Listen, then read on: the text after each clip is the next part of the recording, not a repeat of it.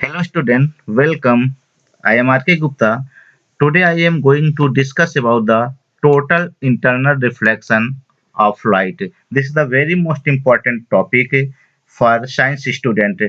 इसको हमको समझना है कि टोटल इंटरनल रिफ्लेक्शन क्या है, इसका डेली लाइफ में क्या यूजेज है, इस फिनोमेना से रिलेटेड हम कौन-कौन से डिवाइसेस का क्या करते हैं, यूजेज करते हैं। तो फर्स्ट क्वेश्चन है, यदि हम देखें कि पहला जो चीज़ है वह चीज़ क्या जाएगा, यहाँ पर एक जो टर्म आएगा, वह टर्म हमारे पास क्या होगा, हम क्या है, अवेयर है किससे, रिफ्लेक्शन से। This is the reflection. तो रिफ्लेक्शन हमको पता है, what is the reflection of light. यदि हम सिंपल सा इसको डिफाइन करें तो जो रिफ्लेक्शन ऑफ लाइट क्या होगा, when light strikes any smooth surface it returns back in same medium is called reflection of light. Means हमारे पास क्या है, यहाँ पर सिंपल सा देखें कि यदि हमारे पास कोई यह स्मूथ सरफेस है और यहाँ पर this is the incident ray, यहाँ पर कोई इंसिडेंट लाइट है, तो इंसिडेंट लाइट को हम सिंपल सा क्या दिखाएंगे, दिस इज द एरो। यहाँ पर ये एरो होगा, या क्या करेगा, इंसिडेंट। तो यह फर्स्ट मीडियम से यहाँ पर स्ट्राइक कर रहा है, तो सेम यह क्या करेगा, दिस बिकम, ये सेम मीडियम में क्या होगा, बैक, रिटर्न बैक होगा। और यह जो फिनोमेना होगी, इस फिनोमेना को हम क्या कहेंगे, रिफ्लेक्शन कहेंगे। रिफ्लेक्शन में लॉज ऑफ यहाँ से this is the our perpendicular, यहाँ पर हमारा क्या हो जाएगा, दिस इज अवर नॉर्मल। ये क्या हो जाएगा, नॉर्मल होगा। तो ये angle of incidence, this become angle of incidence i equal to angle of r. यहाँ पर जो आई होगा, एंगल ऑफ इंसिडेंस की जो वैल्यू होगी, this angle of incidence that equal to angle of reflection. ये क्या हो जाएगा, एंगल ऑफ रिफ्लेक्शन के इक्वल होगा। तो this is the reflection of light, इसे हम क्या कहेंगे, रिफ्लेक्शन ऑफ लाइट कहेंगे। This is the first phenomena. फिर सेकंड वन यदि हम देखें, सेकंड वन हमारे पास क्या है, refraction. What is the refraction of light. Second one हम देखेंगे कि व्हाट इज द रिफ्रैक्शन। यदि हम सेकंड वन चलेंगे, रिफ्लेक्शन के बाद हमको दूसरा कंसीडर करना पड़ेगा, रिफ्रैक्शन। तो रिफ्रैक्शन के लिए लाइट जो बीम होती है, one medium to another medium, यहाँ पर लाइट बीम क्या होगा, denser medium to rare medium pass होनी चाहिए, और ऑब्लिकली पास आउट हो तो वह क्या करती है, अपने जो ओरिजिनल पाथ होता है उस पाथ से क्या होती है, डेविएशन होता है। तो हम सेकंड वन देखेंगे, व्हाट इज द रिफ्रैक्शन। तो रिफ्रैक्शन को हम डिफाइन करेंगे, when light travels from one medium to another medium, it deviate from its path. This phenomena of light is called refraction of light. Means यदि हमारी कोई light है, यहाँ this is the, यहाँ पर this is the our object, यहाँ पर क्या है, हमारे पास कोई ऑब्जेक्ट है, दिस इज अवर ऑब्जेक्ट। यहाँ पर इस पॉइंट पर हमारा क्या है, ऑब्जेक्ट है।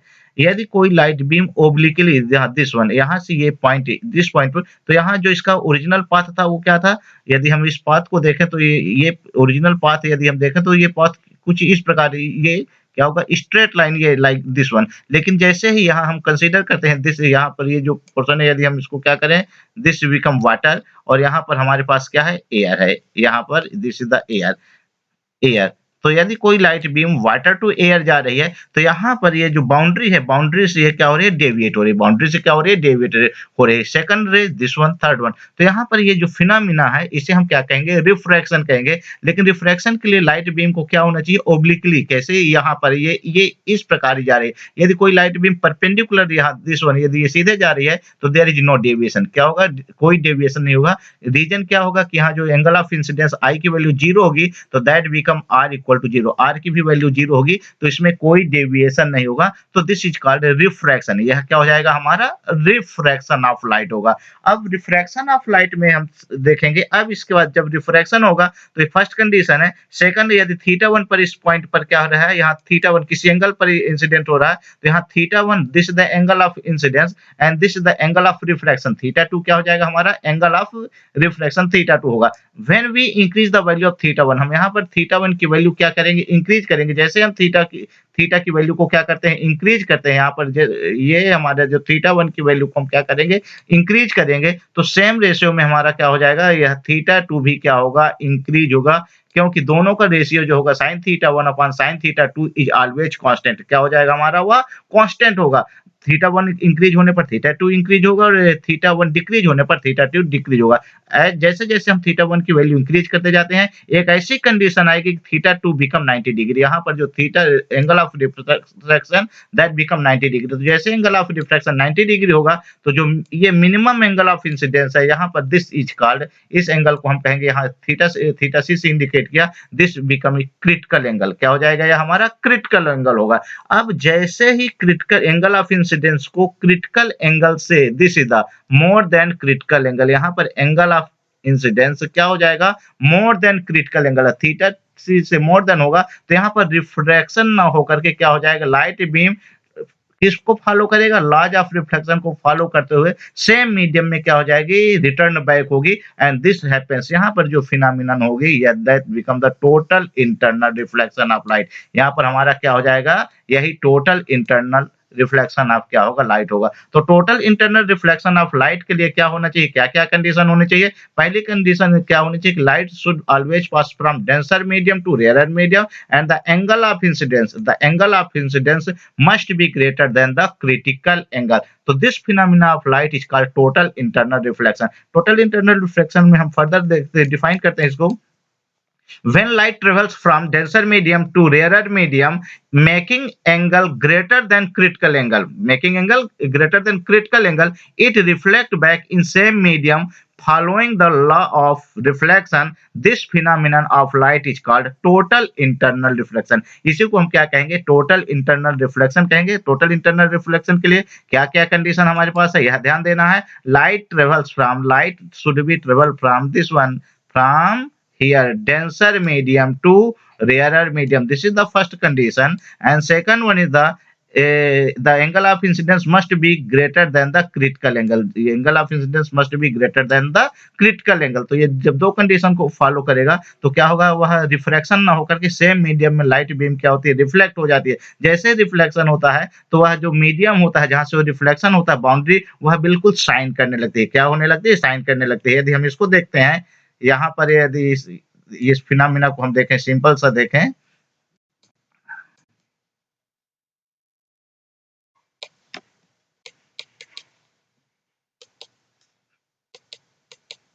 दिस वन, यहाँ से कोई लाइट बीम जा रही है और ये दिस इज द, यहाँ पर ग्लास है, दिस द डेंसर मीडियम, यहाँ वाटर है, तो यहाँ डेंसर टू रेयरर मीडियम, तो यहाँ पर ये लाइट बीम है और सेम मीडियम में, स्ट्रेट लाइन आगे ना जा करके, यहाँ पर आगे ना जा करके सेम मीडियम में क्या हो रही है? रिफ्लेक्ट हो रही है। तो यहाँ जो चीज हो रही है, यह जो फिगर ड्रा हो रहा है, this is the total internal reflection of light. यह किसका है? Total internal reflection of light है। अब total internal reflection of light में कुछ इंपॉर्टेंट टॉपिक है। फिर से हमने देखा यह क्या कंडीशंस है कि डिफरेंट कंडीशन में, किस कंडीशन में टोटल इंटरनल रिफ्लेक्शन होगा, वह हमने डिफरेंट कंडीशंस देखा। अब डिफरेंट कंडीशन में थोड़ा सा देखेंगे कि हमारा एंगल ऑफ इनको हम क्या करेंगे? डिफाइन करेंगे। पहला, what is the critical angle? Critical angle को हम डिफाइन करेंगे। क्वेश्चन आएगा what is the critical angle? मैंने बताया कि the angle of incidence must be greater than critical angle. तो now question arise, what is the critical angle? तो incident angle when the refracted angle is exactly 90 degree. Angle of incidence की वह value जिसके लिए जो हमारा critical angle हो, कौन सा एंगल हो? जो एंगल ऑफ रिफ्रैक्शन हो, that must be equal to 90 degree. उस कंडीशन में हम एंगल ऑफ इंसिडेंस को क्या कहेंगे? That become our critical angle. क्या हो जाएगा? क्रिटिकल एंगल होगा। And what is the condition of total internal reflection? Total internal reflection के लिए क्या क्या कंडीशन है? लास्ट क्या कंडीशन है कि किस कंडीशन टोटल इंटरनल रिफ्लेक्शन होगा? तो first occurs when the angle of incidence increase past the critical angle से more than होना चाहिए। And second one the when light travels from denser medium to rarer medium होना चाहिए। और जैसे ही total internal reflection होता है तो no longer any refraction and just reflection. जैसे टोटल इंटरनल रिफ्लेक्शन की फिनोमिना होती है तो उस कंडीशन में हमारा क्या होता है? रिफ्रैक्शन ना होकर के क्या होता है? रिफ्लेक्शन होता है। क्या होता है? रिफ्लेक्शन होता है। तो हमने देखा कि टोटल इंटरनल रिफ्लेक्शन क्या है, क्रिटिकल एंगल क्या है, and what is the condition, इसके लिए कौन-कौन सी क्या है, कंडीशन कौन सी है जिसके कारण यह हमारा जो एंगल होगा, क्या जो फिनोमिना होगी, कौन सी फिनोमिना? टोटल इंटरनल रिफ्लेक्शन की फिनोमिना हो गया। अब जो टोटल इंटरनल रिफ्लेक्शन है वहां पर एक इंपॉर्टेंट एंगल है critical angle. This is the here जो हमारा ये critical angle है, तो what is the this is the here C is taken as the critical angle. कभी-कभी जो critical angle है कुछ लोग इसको क्या कंसीडर करते हैं IC से भी, ये this is the I and IC से भी critical angle को क्या किया जाता है रिप्रेजेंट किया जाता है. This is the IC. यहाँ पर हमने क्या लिया है C लिया है. C is the critical angle and here what is the N? N is the angle of this is the refractive index. क्या है? N is the refractive index. तो N equal to 1 upon sin C means what is the relation between a refractive index and critical angle? Both are reciprocal to each other. जैसे जैसे C की value को हम क्या करेंगे increase करेंगे, C की वैल्यू को हम क्या करेंगे इंक्रीज करेंगे. जैसे C की वैल्यू क्या होगी इंक्रीज होगी तो N की वैल्यू क्या हो जाएगी डिक्रीज होगी. N की वैल्यू क्या होगी डिक्रीज होगी और C डिक्रीज होने पर N क्या हो जाएगा इंक्रीज होगा. मीन यदि हमारा रिफ्रैक्टिव इंडेक्स मोर देन है तो जो क्रिटिकल एंगल होगा वह क्या हो जाएगा लेस होगा. यह रिलेशन कहां से आया है? इस रिलेशन को हम डिराइव कर सकते हैं. ये रिलेशन हमारा कहां से आया है? This relation comes from the Snell's law. ये कहां से आ रहा है? स्नेल्स लॉ से आ रहा है. स्नेल्स लॉ को हम देखते हैं कि स्नेल्स लॉ से ये कैसे आया, इसको सॉल्व कर ले. ये स्नेल्स लॉ से इसको कैसे आता है उसको देख लेंगे. वी नो दैट जो स्नेल्स लॉ क्या होता है, the ratio of sin I and sin R is always constant. Mean here if light go from, let this is the glass to G, this is the N and this is the A. Light travels from glass to air. हम consider करते हैं कि light कहां से जा रही है? Glass to air जा रही है एंड मेकिंग एंगल, यहाँ जो एंगल है वह एंगल ऑफ इंसिडेंस क्या है? Sign.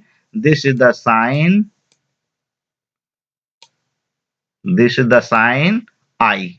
Sin I is the angle of incidence divided by this is the sin R. This is the sin R.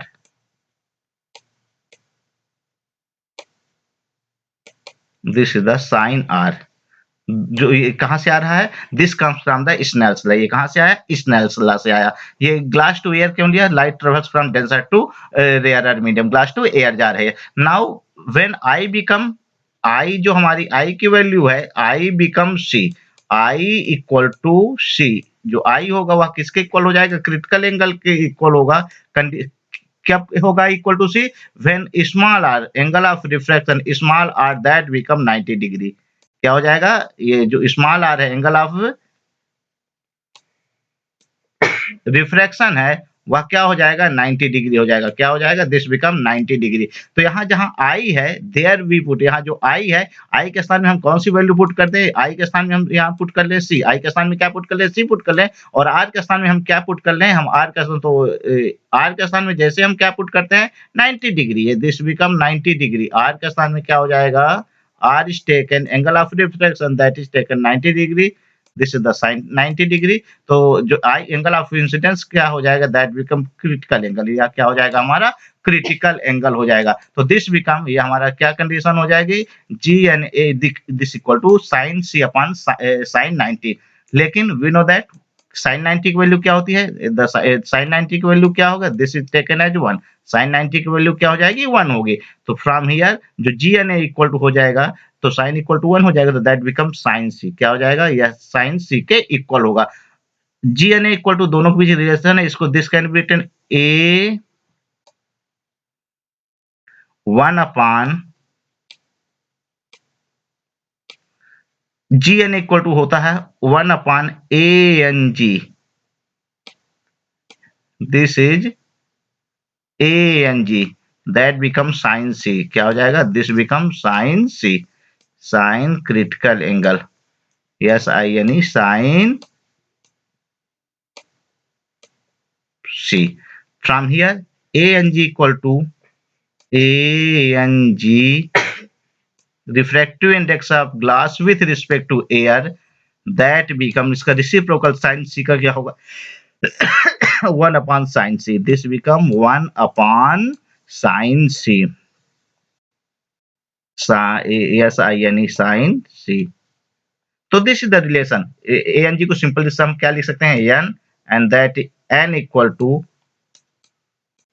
1 upon sin C, that become cosec. This is cosec C. cosec c, cosec c. This is the cosec c. So this is the relation between angle refractive index and critical angle. दोनों के बीच यह relation important relation है. इसको आप क्या कर लेंगे, practice कर लेंगे. This is the very most important relation, you must practice it. Next one देखें. अब हम डेली लाइफ में देखें कि डेली लाइफ में हमारे क्रिटिकल एंगल को हमने डिफाइन किया, दोनों के बीच क्या रिलेशन होता है.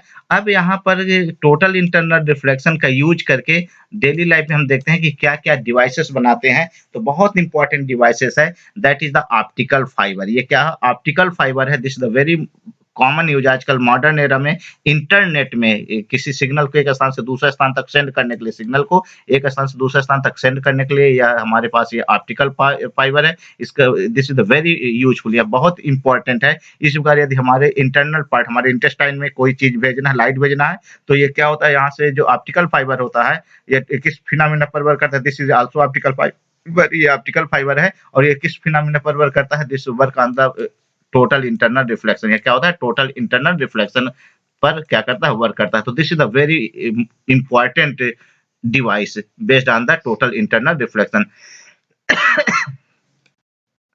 फर्स्ट देखेंगे यहाँ से, तो यदि इसी को हम फर्दर एक्सप्लेन करें तो यहाँ पर हम देखेंगे, ये यदि हम इसको एक्सप्लेन करें तो यहाँ जो ये पोर्शन है, दिस इज कॉल्ड कोर. ये जो पोर्शन है, ये जो सेंटर पोर्शन है, इसको हम क्या कहते हैं, दिस इज कॉल्ड कोर. यह कोर है. कोर के जो आपका रिफ्रैक्टिव इंडेक्स होता है वो मैक्सिमम होता है. तो जब कोर का रिफ्रैक्टिव इंडेक्स मैक्सिमम रखते हैं, ये जो पोर्शन है यहाँ कोर का रिफ्रैक्टिव इंडेक्स क्या रखते हैं, मैक्सिमम रखते हैं, तो ये डेंसर मीडियम के समान व्यवहार करता है, बिहेव करता है. किसके समान बिहेव करता है, लाइक अ डेंसर मीडियम है. जो ये क्या है, डेंसर मीडियम है.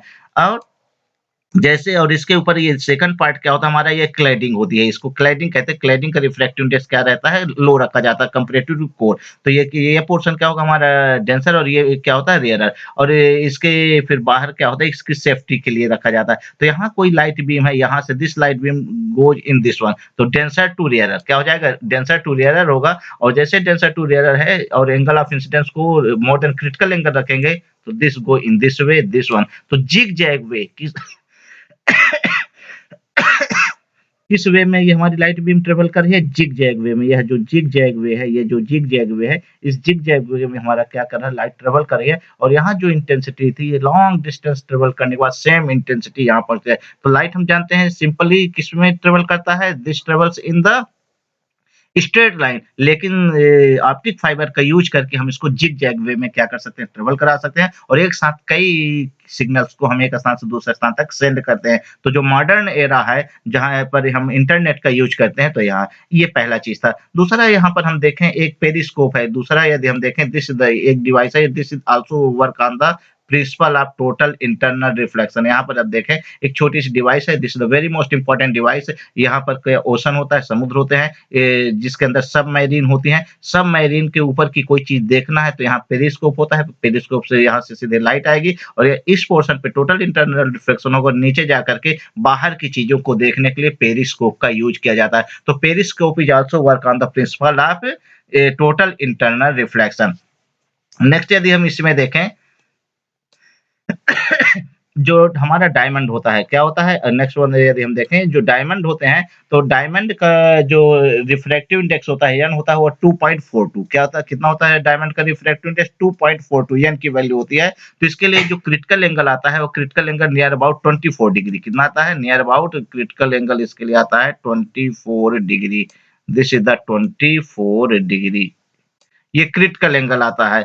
This is the critical angle. तो जो डायमंड है, हमारा जो डायमंड है, क्या नेचर में कुछ इस प्रकार पाया जाता है. ये डायमंड है तो इसका कोई शेप नहीं होता, तो इसको कट किया जाता है. ये इस प्रकार इसकी कटिंग की जाती है कि जब लाइट है कितने एंगल पर इंसिडेंस हो, मोर देन 24 पर, तो यहाँ टोटल इंटरनल रिफ्लेक्शन होता है. और जो आप देखेंगे ट्विंकलिंग ऑफ, जो ये आपका स्पार्कलिंग ऑफ डायमंड होता है due to the total internal reflection. वो किसके कारण होता है, टोटल इंटरनल रिफ्लेक्शन के कारण ये आपका जो डायमंड है वह क्या होता है, चमकता है. तो इसकी इस प्रकार ये ऐसा क्यों हो रहा है, इसको इस प्रकार कट किया जाता है. क्या किया जाता है, इस प्रकार इसको कट किया जाता है. अब नेक्स्ट देखते हैं टोटल इंटरनल रिफ्लेक्शन से रिलेटेड कुछ प्रिज्म होते हैं। जो प्रिज्म होते हैं, प्रिज्म किसके बने होते हैं? ग्लास के बने होते हैं। और ग्लास का जो एन की वैल्यू होती है, ग्लास के लिए जो रिफ्रैक्टिव इंडेक्स होता है वह क्या होता है? एन दैट बिकम, ये एन की जो वैल्यू होती है दैट बिकम 1.5 क्या होती है? इसकी वैल्यू 1.5 होता है। दिस इज द 1.5 क्या होता है? Refractive index of glass. ये ग्लास का रिफ्रैक्टिव इंडेक्स है एन है। जैसे एन इक्वल टू 1.5 है तो जो इसके लिए क्रिटिकल एंगल है, जो क्या आता है, जो क्रिटिकल एंगल आता है वो नियर अबाउट कितने डिग्री आता है? 42 डिग्री। This become 42 degree. ये दिस इज द 42 डिग्री। तो यहाँ पर आइसोसेलेस क्या बनाए जाते हैं? आइसोसेलेस हमारे क्या बनाए जाते हैं? ट्रायंगल बनाए जाते हैं, जिसपे यहाँ पर जो दो एंगल है, दिस एंगल, ये जो हमारा एंगल है, दिस एंगल, इसको 45 रखा जाता है और इस एंगल को 45 रखा जाता है। और यहाँ पर total internal reflection light beam आती है, यहाँ मोर देन 42 पर है तो 45 है, तो यहाँ पर रिफ्लेक्ट होकर किस सेम मीडियम। तो यदि यहाँ दूसरा लाइट बीम यहाँ से जाए दिस इज, तो इनका डिफरेंट क्या होता है? ये हमारे पास यदि कोई ऑब्जेक्ट है, इस प्रकार का कोई ऑब्जेक्ट रखते हैं, दिस इज द ऑब्जेक्ट। तो ये, तो यहाँ पर यदि कोई एक ऑब्जेक्ट रख दिया जाए, कहाँ, यदि यहाँ पर कोई ऑब्जेक्ट रख दिया जाए तो इसको ये कितने डिग्री पर? ये 90 डिग्री पर। कितने डिग्री पर इसको रोटेट कर देता है? 90 डिग्री पर रोटेट करता है। यह इसका यूज किया जाता है। यहाँ ऑब्जेक्ट है और यह इमेज है। दूसरी ओर यह यदि इसके हम कहाँ पर रख दें, ये दूसरा हमारा क्या है, 90 डिग्री का हाइपोटेन्यूज के सामने रखें तो यहाँ पर ये क्या होता है? 180 पर। यदि हमारा ये ऑब्जेक्ट इस प्रकार कोई ऑब्जेक्ट है तो इसको ये दिस इज द, ये ऑब्जेक्ट है तो इसको रोटेट करके किसमें कर देगा? 180 पर। जस्ट इसका रेसिप्रोकल ये 180 पर ला देगा। तो ये सेकंड वन है। इसी प्रकार यदि यहाँ पर रखते हैं तो ये इन्वर्टेड है, तो इन्वर्टेड को ये क्या कर देता है? इरेट कर देता है। तो इस प्रकार ये क्या है? टोटल इंटरनल रिफ्लेक्शन किस पे वर्क करते हैं? ये जो प्रिज्म होते हैं, आइसोसेलेस प्रिज्म होते हैं, और ये किस पर वर्क करते हैं? यहाँ से क्वेश्चन आते हैं, ये किस पे वर्क करते हैं? टोटल इंटरनल रिफ्लेक्शन पर क्या करते हैं? वर्क करते हैं। तो this is the very most important. Periscope में भी इनका क्या किया जाता है? यूजेज किया जाता है। तो दीज आर प्रिज्म। ये क्या होते हैं? प्रिज्म होते हैं जो किस पर वर्क करते हैं? टोटल इंटरनल रिफ्लेक्शन पे वर्क कर रहे हैं। नेक्स्ट अब डेली लाइफ में हम देखते हैं, जो डेली लाइफ में इनका क्या एप्लीकेशन है, या हम नेचर में कुछ ऐसी फिनोमिनन होती है जो टोटल इंटरनल रिफ्लेक्शन के द्वारा इसको एक्सप्लेन किया जा सकता है। तो जो समर सीजन होता है, समर सीजन में जो ये समर की जो माइलेज होती है, इसको हम यहाँ समझने की कोशिश करते हैं। समर में क्या होता है? यहाँ दिस इज द, ये आपका सैंड पार्टिकल होता है। ये क्या होता है? This is the sand particle. ये हमारा क्या रहता है? सैंड पार्टिकल रहता है। और यहाँ हमारा क्या रहता है? दिस इज द सन। ये क्या है? हमारा सन है। यहाँ से जो रेज आती हैं उसके कारण हमारे जो सैंड पार्टिकल होते हैं वो क्या होते हैं? वार्म अप, गर्म हो जाते हैं, गर्म होते हैं। तो जैसे इनके कांटेक्ट में जो एयर होती है वह भी क्या होती है? वार्म अप होती है। और वार्म अप होने के बाद क्या होती है? यह ऊपर उठती है। कहाँ उठती है? लिफ्ट अप, ये ऊपर उठती है। तो जैसे ऊपर उठती है तो ये जो नीचे का जो मीडियम है, यह नीचे का मीडियम क्या हो जाता है? डेंसर मीडियम हो जाता है। ठीक है ना? सॉरी, नीचे का मीडियम क्या होता है? रेयरर मीडियम होता है। और ऊपर जब एयर ऊपर चली जाएगी तो that is the cool air क्या हो जाएगी? डेंसर मीडियम होगी। क्या होगी? डेंसर मीडियम होगी। अब यहाँ लाइट बीम है, ये लाइट बीम है, ये कोई हमारे पास ट्री है, ट्री से लाइट बीम चल रही है और यहाँ डेंसर टू रेयरर चल रही है, डेंसर टू रेयरर चल रही है। जैसे डेंसर टू रेयरर चल रही है, मोर देन एंगल ऑफ, जो एंगल ऑफ इंसिडेंस है वो मोर देन क्रिटिकल एंगल होगा। तो यहाँ पर टोटल इंटरनल रिफ्लेक्शन होगा। ये क्या होगा? टोटल इंटरनल रिफ्लेक्शन होगा। अब सनलाइट जो होती है वह किस, कैसी चलती है? स्ट्रेट लाइन में चलती है। तो ये लाइट बीम कहाँ से चल रही है? लगेगा कि इस पॉइंट से आ रही है, दिस पॉइंट, यहाँ पर ये जो पॉइंट है लगेगा ये पॉइंट यहाँ से आ रहे हैं। तो इसका जो इमेज है, यहाँ जो हमारा ट्री है, ट्री का इन्वर्टेड इमेज बनता है। क्या बनता है? इन्वर्टेड इमेज यहाँ पर बनता है। यहाँ पर इसका इन्वर्टेड इमेज बनता है। साथ में इसकी यहाँ पे जो डेंसिटी होती है वो चेंज होती रहती है। यहाँ की जो एयर डेंसिटी होती है यूनिफॉर्म नहीं होती है। एयर डेंसिटी क्या होती रहती है? चेंज होती रहती है। क्योंकि एयर डेंसिटी चेंज हो रही थी तो ये थोड़ा सा क्या करता, हमारा जो ये ट्री है वह अपने स्थान से थोड़ा सा हिलता रहता है। ठीक है ना? और जब वो क्या करता है? शेकिंग करता रहता है। तो ऐसा लगता है इसको, ये जो देखता है इसको ऐसा लगता है कि ये क्या है? यहाँ पर वाटर है। क्या है? यहाँ पर वाटर है। और जब वो वहां पर पहुंचता है तो देखता है कि there is no any water, यहाँ कोई वाटर ही नहीं है। तो इस प्रकार इसको एक इल्यूजन होता है, and this illusion is called mileage. ठीक है? इसे हम क्या कहते हैं माइलेज कहते हैं। तो माइलेज की जो फिनोमिना हो रही है, यह किसके कारण होती है? Due to the total internal reflection. इसका दूसरा देखें कोल्ड रीजन में ये क्या था हॉट रीजन में डेजर्ट में था। इसका दूसरी ओर क्या था कोल्ड में, जो कोल्ड रीजन होता है जब कड़ाके की बहुत ज़्यादा ठंड पड़ती है, सीवियर कोल्ड पड़ता है, तो यहाँ का जो नीचे की अभी यहाँ होगी एयर, ये क्या हो जाएगी यहाँ डेंस हो जाएगी। यहाँ की जो एयर होगी, जो कोल्ड ये क्या होगी डेंसर होगी और ऊपर क्या हो जाएगी रेयरर होगी, ऊपर क्या होगी रेयरर होगी। तो यहाँ पर मान लेते हैं this is a any boat, कोई बोट है तो बोट से जो रेज़ चलेंगी लाइक दिस वन ये इस दिशा में चलती है और यहाँ पर टोटल क्या होता है, यहाँ पर भी टोटल इंटरनल रिफ्लेक्शन होगा और सेम तो ये इसकी जो इमेज है वो कहाँ बनेगी इस पोजीशन पे बनेगी। तो ये इसका इन्वर्टेड क्या बनता है, इन्वर्टेड इमेज कहाँ है यहाँ पर स्काई में बनता है। तो यह क्या होता है हमारा कोल्ड रीजन की क्या कहलाती है माइलेज कहलाती है। This is called the mileage of cold region. तो कोल्ड रीजन में आप देखेंगे कि समुद्र के किनारे समुद्र में आपको उल्टी हुई कुछ क्या दिखाई देंगी बोट दिखाई देंगी। तो ये क्या होता है कोल्ड रीजन का क्या होता है माइलेज होता है। नेक्स्ट वन देखते हैं। नेचर के ये सभी इम्पोर्टेंट हैं। यदि हम देखेंगे रेनी सीजन में आप देखेंगे कि आपको रेनबो दिख रही है। क्या हो रही है? रेनबो है। तो प्राइमरी रेनबो, सेकेंडरी रेनबो है। जस्ट रेनबो कहाँ बनती है? रेनी सीजन में जो ड्रॉपलेट्स वाटर की ड्रॉपलेट्स होती है, वह क्या रहती है? एटमॉस्फेयर में रहती है और वहाँ से रिफ्रैक्शन होता है, टोटल इंटरनल रिफ्लेक्शन होता है और ये जो बैक इसके यहाँ बैक साइड में क्या है? सन है। इसके बैक साइड में तो जस्ट जहाँ सन है इसके बैक साइड के अपोजिट में क्या बनेगा हमारा ये दूसरा ये क्या बन रहा है? रेनबो बने। तो रेनबो भी क्या हो रहा है? रिफ्लेक्शन और क्या हो रहा है? दूसरा क्या होता है टोटल इंटरनल रिफ्लेक्शन होता है। यहाँ पर हम देखेंगे इसकी फिनोमिना देखते हैं कि यहाँ पर क्या चीजें हो रही हैं। यदि हम देख लें ये वाटर ड्रॉपलेट्स हैं तो यहाँ जैसे व्हाइट लाइट आई तो यहाँ पर ये 7 कलर्स में क्या हो रहा है splitting of light into 7 colour. ये 7 कलर्स में स्प्लिट हो रहा है तो this is called dispersion of light. क्या हो जाएगा? डिस्पर्सन ऑफ लाइट होगा। इस पोर्शन पर हमारा क्या होगा? रिफ्रैक्शन होगा। यहाँ पर क्या होगा? टोटल इंटरनल रिफ्लेक्शन होगा और यहाँ पर रिफ्रैक्शन। तो रिफ्रैक्शन और रिफ्लेक्शन के कारण क्या बनते हैं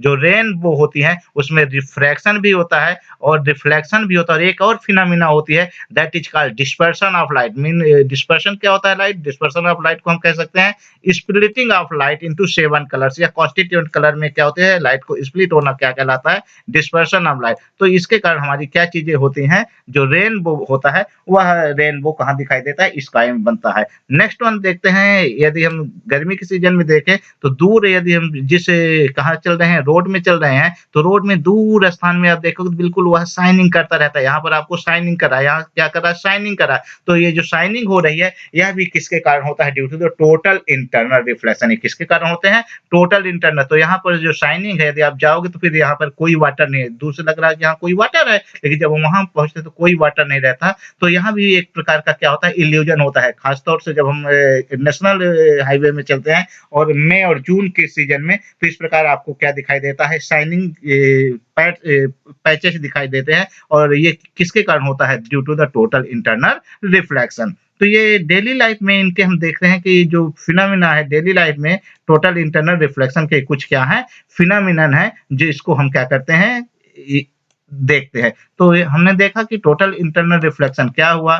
टोटल इंटरनल रिफ्लेक्शन के बाद इनके लिए क्या कंडीशन है? टोटल इंटरनल रिफ्लेक्शन में क्रिटिकल एंगल इंपॉर्टेंट है। क्रिटिकल एंगल के बाद हमको देखना है कि क्या-क्या कंडीशन है और इनके कौन-कौन से डिवाइसेस हैं। डिवाइसेस में सबसे इंपॉर्टेंट डिवाइसेस क्या है? ऑप्टिकल फाइबर है। This is the very most useful device nowadays. और इसके बाद डिफरेंट हम नेचुरल की जो फिनोमिनन को है वो टोटल इंटरनल रिफ्लेक्शन के थ्रू क्या कर सकते हैं? एक्सप्लेन कर सकते हैं। आई होप यह वीडियो आज आपके लिए यूजफुल होगा। For watching the video thank you.